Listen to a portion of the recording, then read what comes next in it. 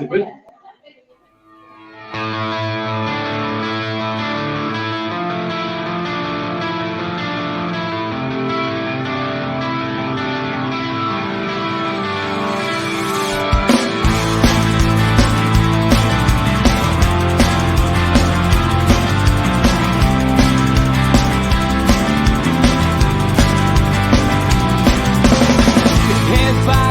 Critics attack. It feels like I've been talking to myself again.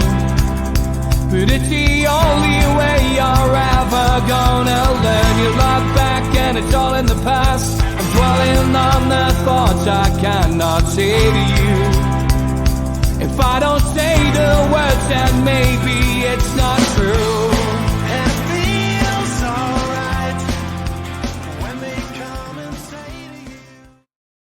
Hi, welcome along to NUFC Matters with Steve Wraith. Delighted to welcome Brian. How's everybody in sunny England? All good, mate. It's not as sunny as where you are, I bet. It's beautiful here. And you've got the lads with you. Yeah. I've got a few of the guys from the apartment sitting around. If I'll just phase around quickly. They're all still alive. Any of the train robbers there, Brian? No train robbers here. A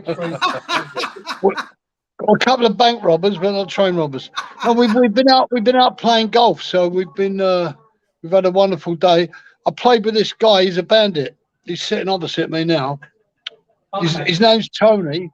Yeah. But believe me, I mean, he's just shot around in the 70s. It's incredible golf. Fantastic, mate. Great stuff. Well, listen, we hooked up a few years ago on Facebook when you brought your book out, which I'm going to shamelessly plug for you. Brian Jacks, The Mindset of a Champion. You can buy that on all good bookshops and some dodgy ones as well down in London. But wanted to get you on to have a chat about your wonderful career, Brian. Just give us a little bit of background. Where were you born, Brian?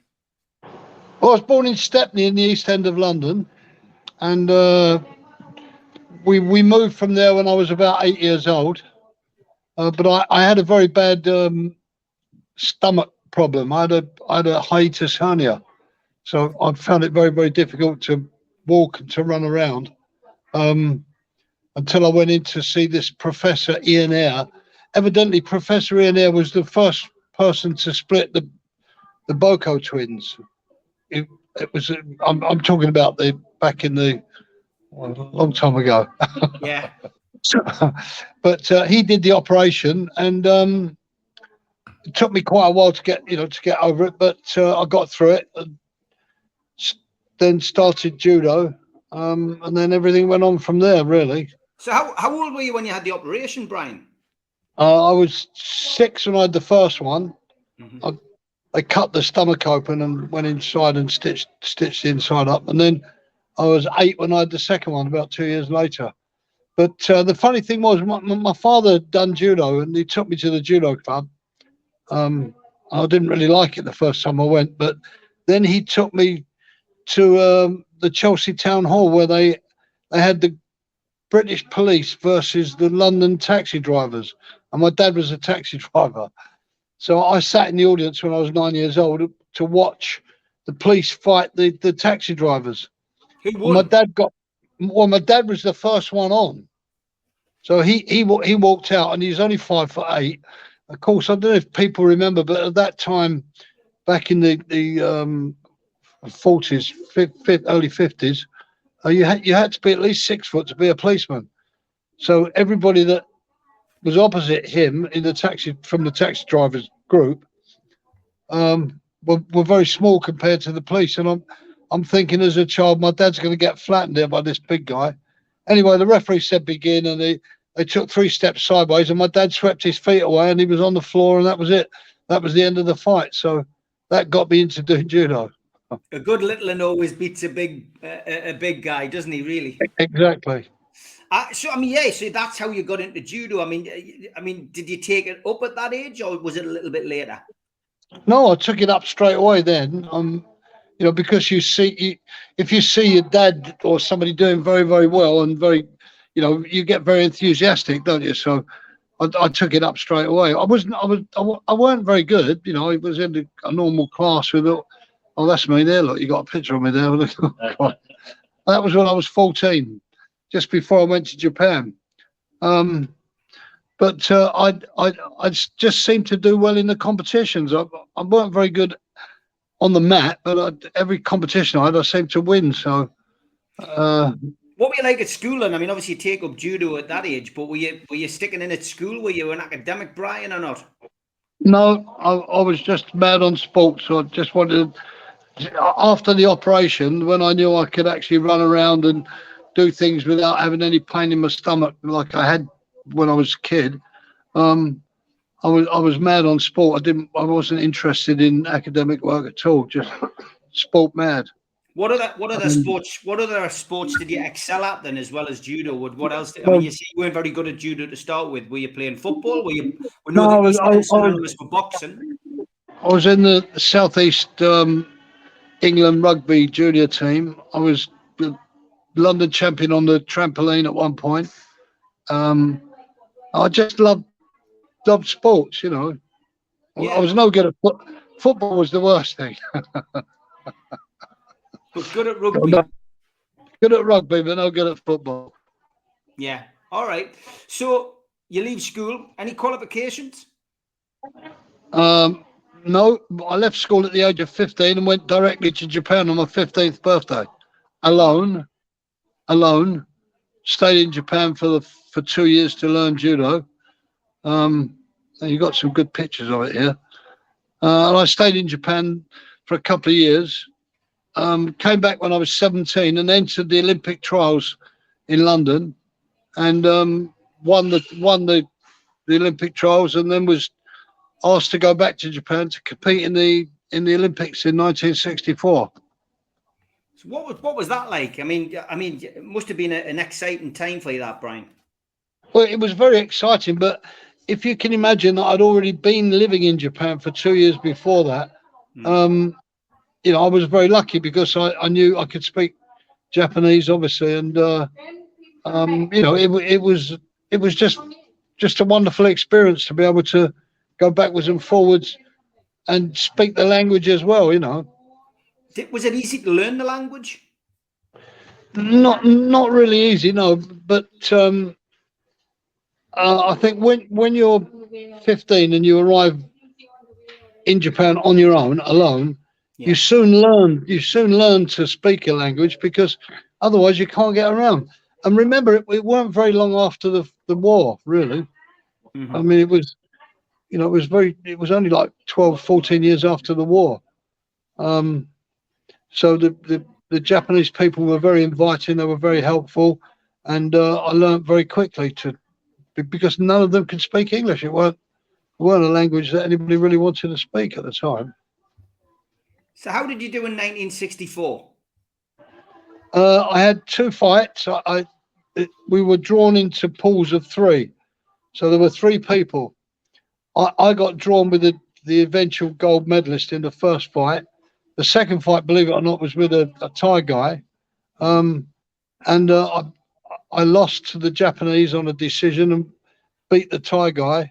But only one went through. So the Japanese went through and he became the gold medalist. Disappointing? Yeah, well, I was disappointed at the time, but I was very happy because, you know, I did very well at the age of only just 17. I was quite pleased that I'd even got in the team, believe it or not. I mean, I was fighting people in England that were 30 years old. So to get into the team at the age of 15 was 17 rather, was a great feat, you know, in itself. And they often say that, you know, you learn from defeat, don't you? I mean, as an actor, me personally, I learn from rejection. You know, you go for a casting, you go for an audition, you don't get the part, and you know, you maybe look at you know, how you can better yourself. You don't let that get you down. You know, practice makes perfect, and I presume that was the same with you, Brian, for the next Olympics. Well, exactly. I mean, because I lost in that Olympics, it made me train harder for the European Championships, which were just after the 64 Olympic Games. And I won the Junior European Championships 3 times on the trot. that obviously the Olympics motivated me to do better in the other competitions, and in the future, it helps when you lose, and it helps when you win as well. But it helps when you lose because it makes you more determined, I think. Yeah, no doubt about it. So the next Olympics was Salt Lake City, wasn't it? Yes, the next Olympic. No, Munich. No. Was it Salt Lake City? Was that the champion? Was that the World Championships, 1967? No. That was the in 1964, 68 Olympics, and then 72 Olympics was in Munich. So where was 68, and did you go to 68? Well, in 64, Judo was in the Olympics, but it weren't voted in. It had to be voted in the next Olympic Games. So in 68 in Mexico City, they voted Judo into the Games. But I did actually go to Mexico City Olympics, but we competed, but I only competed as a non-Olympic sport. So that it didn't count in the Olympic Games until it was voted in 68 for the following Olympics, which was in 72, where I won a medal. How did you do in 68? Just out of interest. I got in the last four. Right. So I was quite happy, really. Well, it was quite a feat, but and in the World Championships in Salt Lake City, you took a bronze, didn't you, in 67? Yeah, that was in the year before, 67, yeah. So what was it like being on the podium, Brian? It's a wonderful thing, really. I mean, especially if you get on the top part of the podium, the lower stages didn't mean so much, but it was great. It was great fun. It was great fun because obviously, you're up there, you're bending down, they're putting the medal over your neck, and then they play the anthem of the country that wins it, obviously, and the whole thing is a I don't know, it's a booster, booster for your next competition. Yeah, no, of course it is. So all eyes then on Munich Olympics, and this time I presume it was part of the contest, and this one counts. So tell us what it was like traveling to Munich and competing out there. Well, the traveling there with the team was easy. Everything was laid on. You can't go wrong in an Olympic Games. All the different restaurants they have there, everything is laid on for you. But the problem was at that particular Games, as you know, they had the problem with the Arabs, isn't it? Came in and flew over the top and started big problems. But I was lucky because I won the bronze medal and I was taken off to the Puma Country Club. So I missed all the fun, not the fun, all the actual, the problems that they had there with them flying over.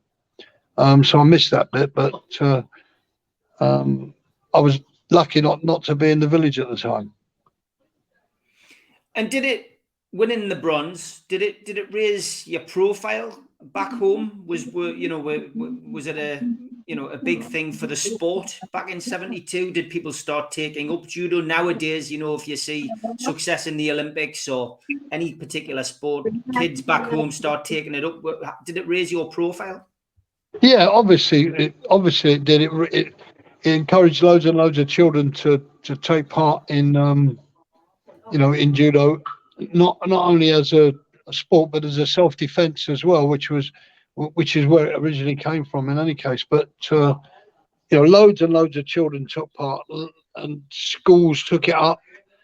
Nearly every school in London had judo instructors there. I've lost you. I don't know where you've gone. I can still hear you, Brian. You keep going, mate. Yeah, the loads of judo judo was taught in the schools, which was good because it encouraged children to learn self-defense. And yeah. So there's people walking in and out here at the moment. I don't know why. That's okay, mate. That's okay. I've lost you completely. I can still hear you, mate. I can still hear you. Well, while Brian gets his technology sorted out, I will play the ads and I will be back after this. A big shout out to all our sponsors. Thanks to Skips and Bins, telephone 0800 25 45 25 3, email inquiries at skipsandbins.com, website skipsandbins.com, easy contract free and pay as you go waste collection.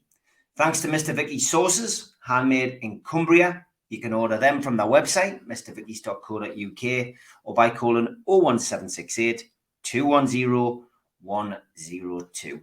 Thanks to Media Arts for all the help with the video technology. Thanks to qtechshop.co.uk, the makers of pool tables and snooker tables in Wallsend, Newcastle. If you enjoy the show, please hit the little thumb under the video and like the video. Click share to share to your other social media, or subscribe. It's free and we do 7 shows a week. If you want to become a member, you can click join underneath this video. There are different packages to suit all different pockets. And if you want to become a cult member, then put your smartphone over the QR code. It'll take you straight there to the website, which is nufcmatters.com. If you go in via the website, just click membership pack. What do you get for your money? You get a pen, you get a cup, get a membership card and a scarf, and entry into the monthly draw. Don't forget, we are available as a podcast on iTunes, Spotify, and other podcast providers. And we also support the food bank on this show. NUFCfansfoodbank.co.uk is where you'll find the matchday bucket. You can make a virtual donation today. We've also got some events coming up over the next couple of months. An evening with Peter Beardsley at the Tyneside Irish Centre. Tickets available from newcastlelegends.com, or go to Voucher and get a 40% discount. Our end of season do is the 27th of May at the Tyneside Irish Centre. Tickets are a tenner from nufcmatters.com. An evening with Gavin Peacock takes place on July the 10th at the Tyneside Irish Centre. Tickets from nufcmatters.com for that event. And the following night, Gavin will be at the Tynemouth Surf Cafe. Go to their website for ticket information. We've got a vast range of t-shirts, merchandise and memorabilia available at our website. The Isaac t-shirt is doing well. Go to nufcmatters.com to buy one today. And he's back. So welcome back. I don't know what happened there. I lost it completely. Don't worry, mate. Don't worry. So yeah, you were just talking about your profile. Yeah, obviously it raised after that bronze at the Olympics. And I guess what most of us in the UK remember massively is the TV show Superstars. Unbelievable, yeah. Really. And you eventually had this game. I think most people who had a computer used to have Brian Jack's Superstar Challenge, which used to do murder for me fingers trying to hit trying to get over that decathlon on there. But tell us about Superstars. How did that come about? Yeah, that one was on the Commodore 64, wasn't it, or something like that? That's the fella. Yes. Yeah, that's the one. Yeah. You used to stick the tape in, and it used to make weird noises, and then it used to come on. I think we all had a lot of fun with that. That's pressing with your fingers all the time. No, the Superstars came about. I just finished college. Yeah. Became a teacher. Got a job in Woolwich College as a lecturer, Scale 1. Then I had a phone call from the BBC asking me if I wanted to go into the Superstars, and I said, yes, I'd love to do it. Yeah, sure, yeah. And they said, okay, we'll be in the studios on Monday. This was on the Thursday, and I said, hold on 1 minute. I'm not going to do it at that short a notice. I said, give me a bit of notice. So I gave them Dave Starbrook's number and I gave them Neil Adams' number, and I think they phoned them and they went ahead with it. But then they phoned me about 4 or 5 weeks later and gave me 6 weeks' notice. And I said, yes, I'd like to do it. But the only trouble was I had to go back to the college and speak to the head teacher of the college and tell him that I couldn't do it without some training time off. And he said, well, look, you told me when you came here, having finished your judo career, that you didn't want any more time off. I said, well, this is different. This is the Superstars. He said, well, I'm afraid, I can't give you the time off to train. So I said, well, that's fair enough. I'll leave the job. And I left the job, trained for 7 weeks for the Superstars, and, did it properly. I did a proper job on it. And it was an amazing show. I mean, I'm of that age that I can remember you, and I think you were probably most famous for your efforts in the gym. I mean, you repeatedly set records in the gym tests. If I remember rightly, it was 100 parallel bar dips or something in 60 seconds. Did you do something like 118 squat thrusts in the 1980 World Final? In a minute, yeah. I mean, this is the image that I can kind of remember you doing this, Brian, all the time. I mean, you say you went full time into it. Was it harder training for that than it was for judo? Yeah, it wasn't harder, but it was much more enjoyable. And the reason being is because I was a qualified PE teacher. So everything we did in the Superstars, I learned how to do it technically properly. In other words, like the bicycle, for instance, everybody got on the bikes and just pedaled but when you get on a bike, you have to set the height of the handlebars, set the height of the saddle, set the height of the pedals. You have to get the bike set up correctly to be able to get maximum power out of it, which a lot of other people didn't seem to do.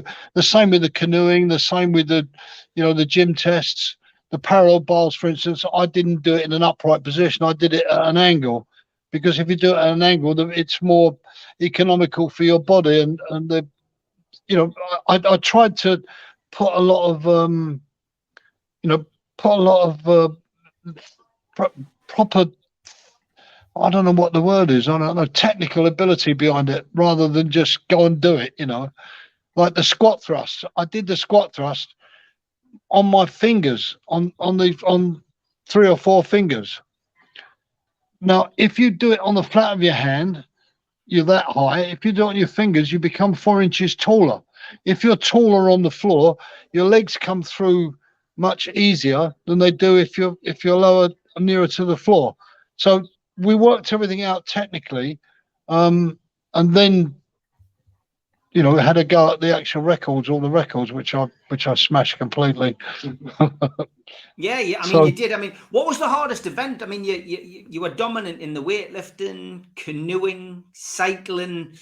Was the one that you had to train for particularly more than the other? Well, no. What I did, I had a Granada estate. You remember the Granada estates? Yeah.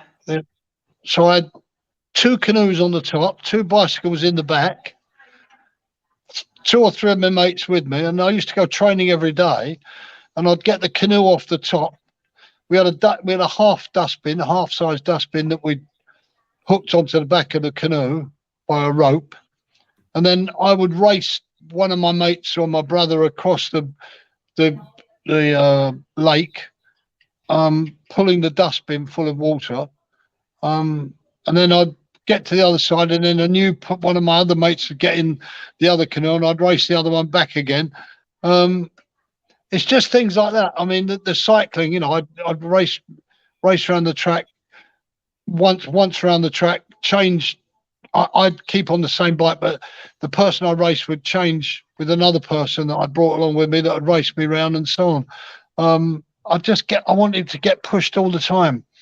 With the weightlifting, I went and see Precious McKenzie, little Precious McKenzie, who was British weightlifting champion, and he helped me with the technique. And obviously, I mean, I did something like 60 kilo above my body weight, which is quite unusual. But if you get the technique of everything right, then you can't go wrong, really, can you? You've got to do better. The only thing I weren't that good at was the swimming. I think that was the worst thing. My worst event. But I still beat Daley Thompson at that, so I was quite happy. 1979 British final first, 1979 European final first, 1980 British final first, 1980 international final first. You missed out winning the world final. You were ill in 79, and in 1980, you finished third. I mean, what was the in the difference? world. Yeah. In that particular world one, I don't know if you know what happened, but No, go they on. gave us the bikes to race on, and in America, and they were fixed wheel. Well, you can't race a fixed wheel bike round a. Well, you can, but I mean, it's you. They You pulled know a what flanker. They happens. pulled a flanker, Brian. You know what happens as soon as you stop pedaling on a fixed wheel bike? Well, I crossed the line in the heat first, forgot about the fixed wheel, put my hands up in the air like that because I'd got in the heat. I won the heat quite comfortably and went straight over the top of the handlebars Oh, because I forgot about the fixed wheel was pushing me over the top. So I got injured there quite badly and I couldn't compete in the final. I was thrown right over the top of it. I forgot all about the fixed wheel bit, but it's silly. How can you race a fixed wheel bike? yeah. But they did it. They did in America. It was one of the things they did. It's a good excuse, isn't it? It is, and you're sticking to it. Who was your hardest competitor? I don't know. I think probably a guy named Brian Budd, who was a Canadian. He was English originally, but he went to Canada and became a competed for Canada. He was a footballer in a Canadian football team. He was a very, very good athlete, very good all rounder.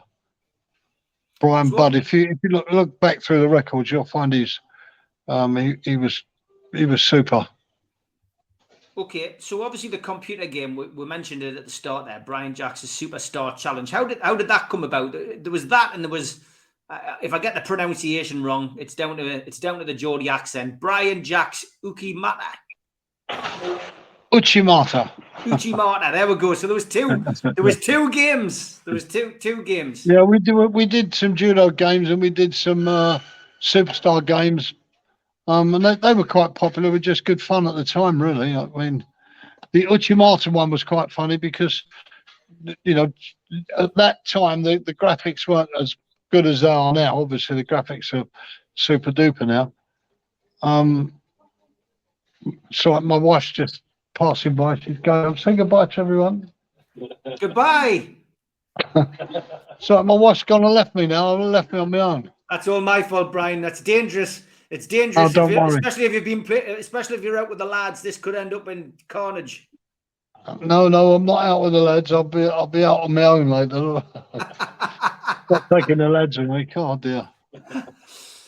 So the computer game, did it do well? Imagine if it had been now, Brian, you'd be sitting in a castle somewhere. But I guess the money wasn't as great back in those days for a game like that.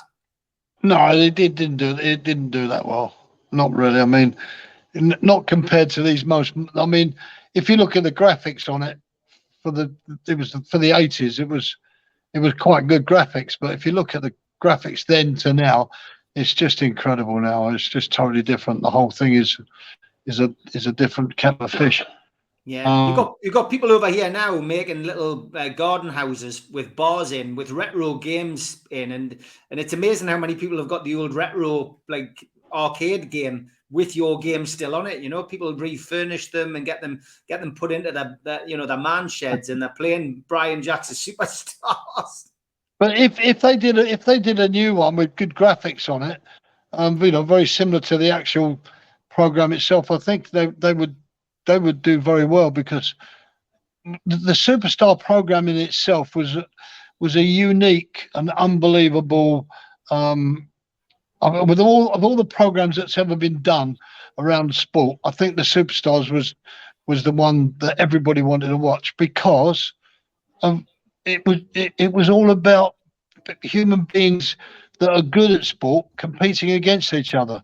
That's the whole thing about it. I mean, you can't get any better than that. I mean, Malcolm McDonald, for instance, he did the 100-meter sprint in 10.9 seconds or 10.8 seconds, something ridiculous.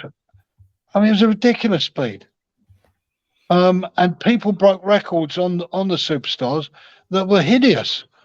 And they're not trained at that particular spot. I mean, look at the, when I did the squat thrust and the arm dips. I mean, the squat thrust, 118 squat thrust was and it's nearly 2 a second.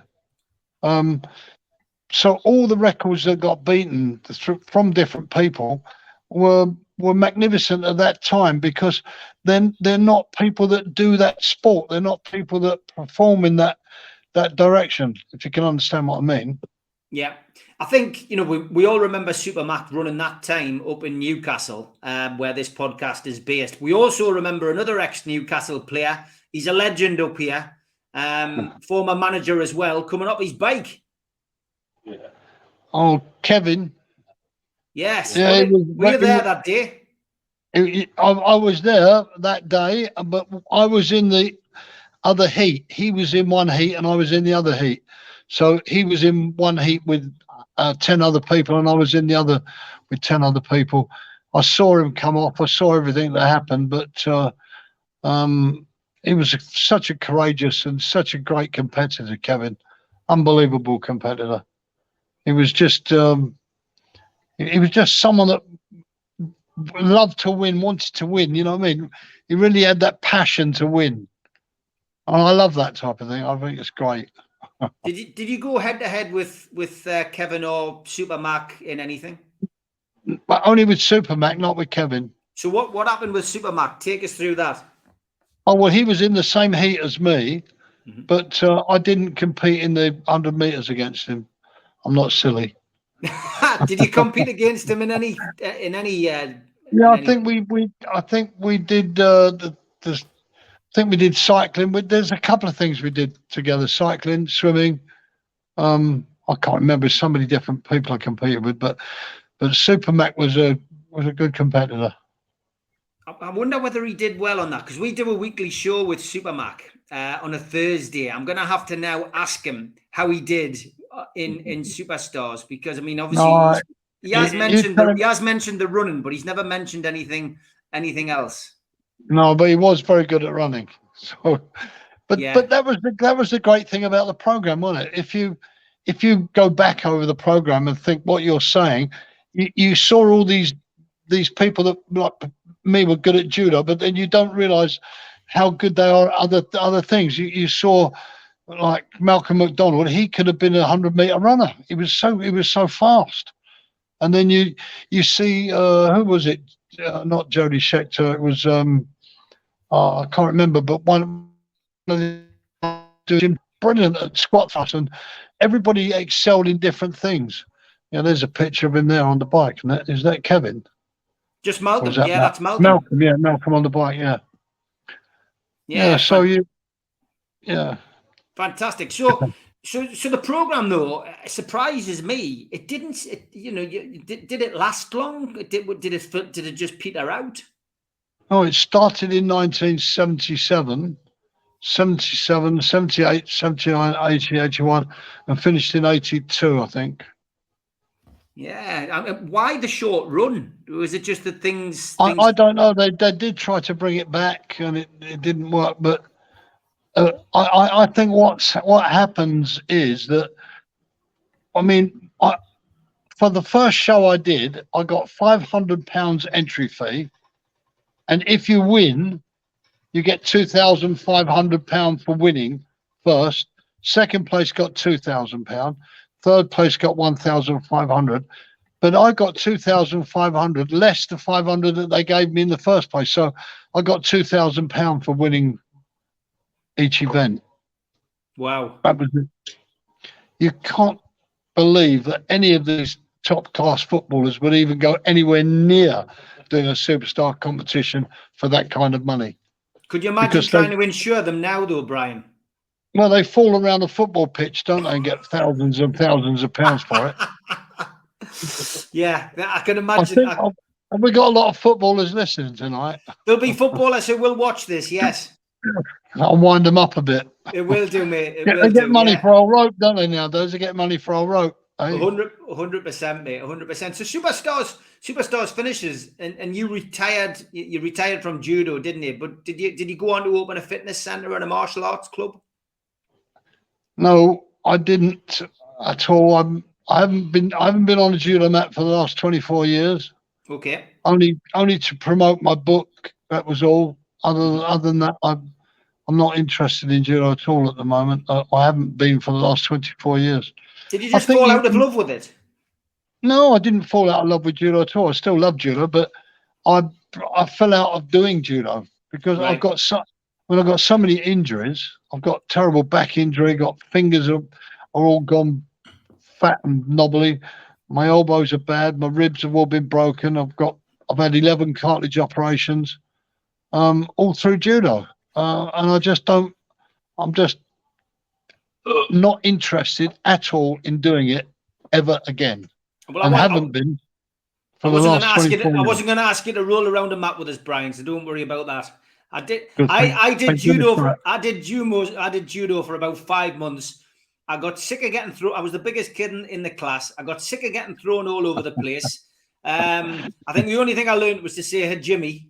And I think I bought me yellow belt because I went to 3 gradings, never got out my white belt. All the kids were taking a mix, so I think I bought me yellow belt and then I packed in. Well, I mean, to be honest with you, it's a very, very difficult sport at the top of the sport. When you're competing in the World Championships, Olympics, European Championships, all that, it's a very, very hard sport. Ever so hard. I mean, I've had a bad back now for 20 odd years. I mean, I've got a machine where I can hang upside down, but I walk along. My spine is 2 inches out of line. Instead of going straight, it goes 2 inches out of line. I find it difficult to walk, and all the things that have happened to me through doing judo have not been very good. It doesn't And loads help. of other judo people are in the same boat. I'm not the only one. It doesn't help when you're carrying all these bandits around a golf course, Brian.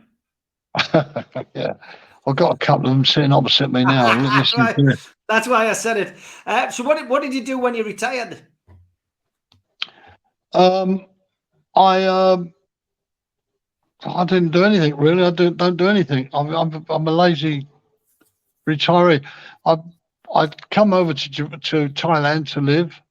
And I go backwards and forwards, obviously, but just started off a little hotel business here, and that's it really, and just enjoy life. Boring, aren't I? No, definitely not, mate. Why not? It's a very boring life over here. It's terrible with the sunshine and the ladies and I can imagine. I've been to Thailand before, mate. It was I had a boring time when I was there, mate.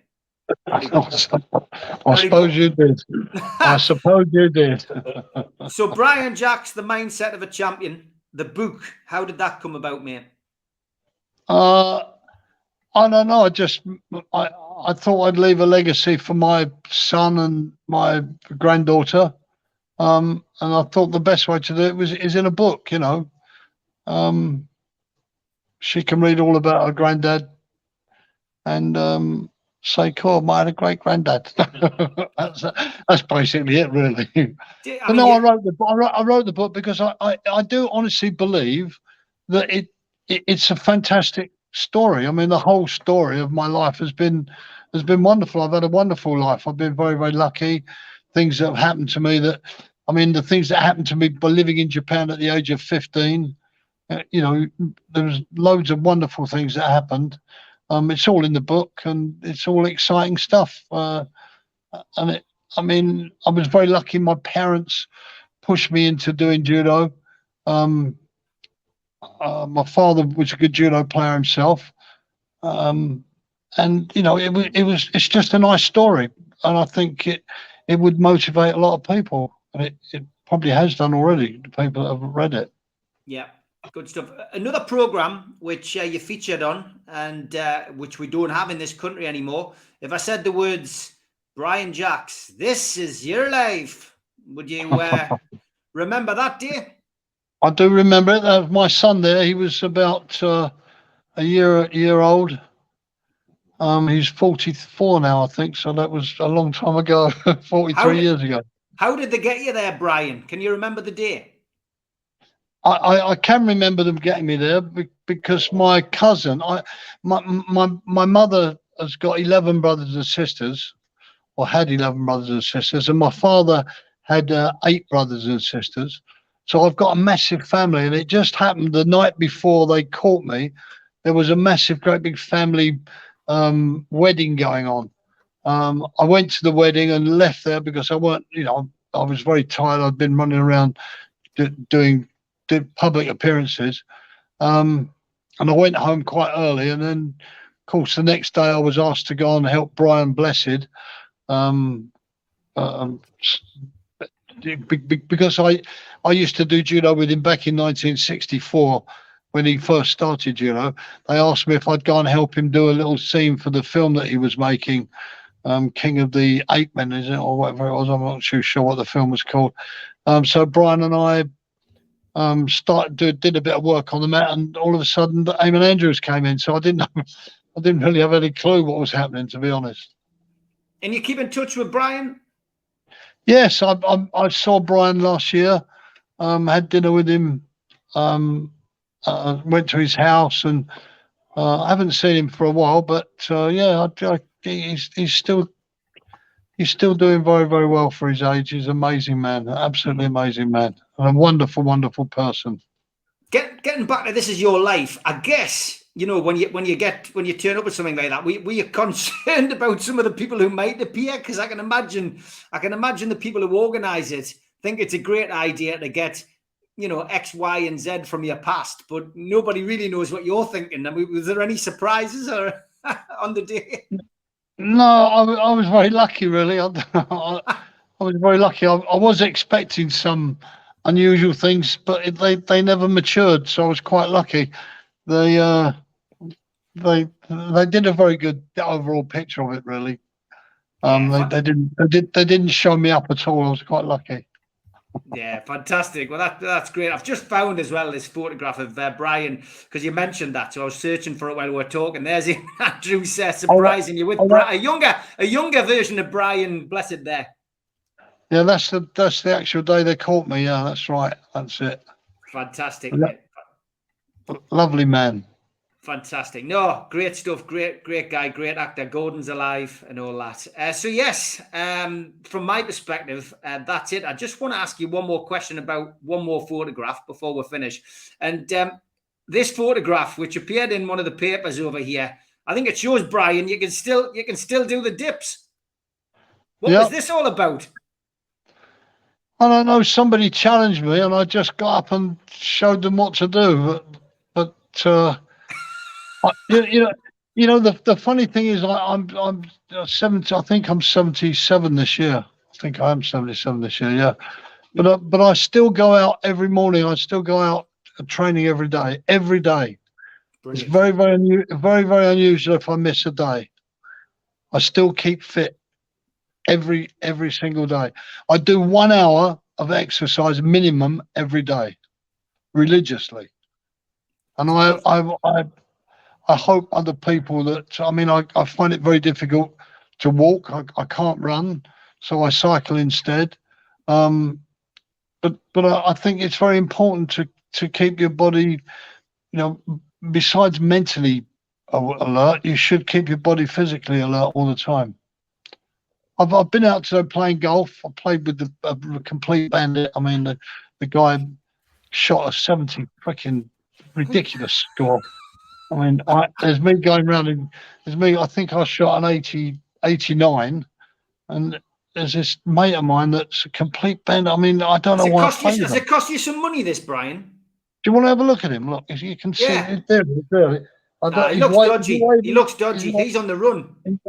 He's a real dodgy character. Seriously. No, he played exceptionally well today.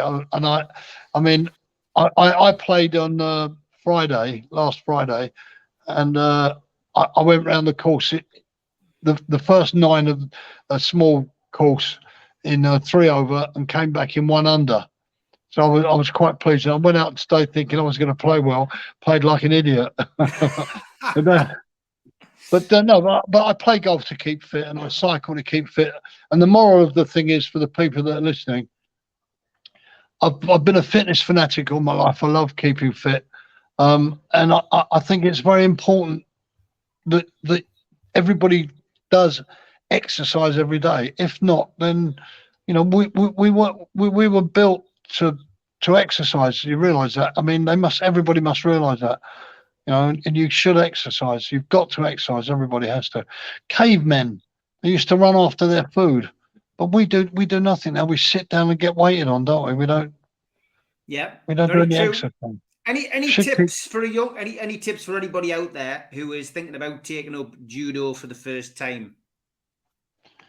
Yeah, I mean, yeah, it's very hard. It's not the tip is to keep going because it's very difficult. I mean, you get knocked about a bit at the beginning stages, and you've got to take a bit of punishment to get good at judo.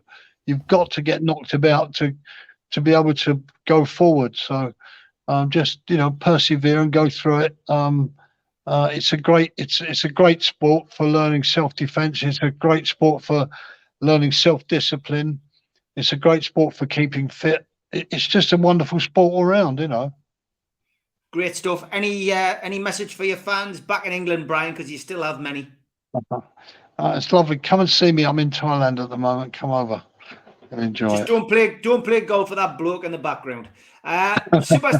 Brian Jacks, The Mindset of a Champion. Get yourself a copy of that on the internet and enjoy yourself, inspire yourself. Brian, honestly, for me, you're a legend to me as a youngster. Thanks very much for coming onto the podcast today.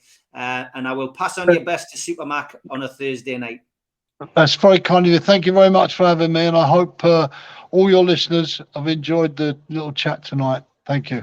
Take care, mate. Bye-bye. Bye.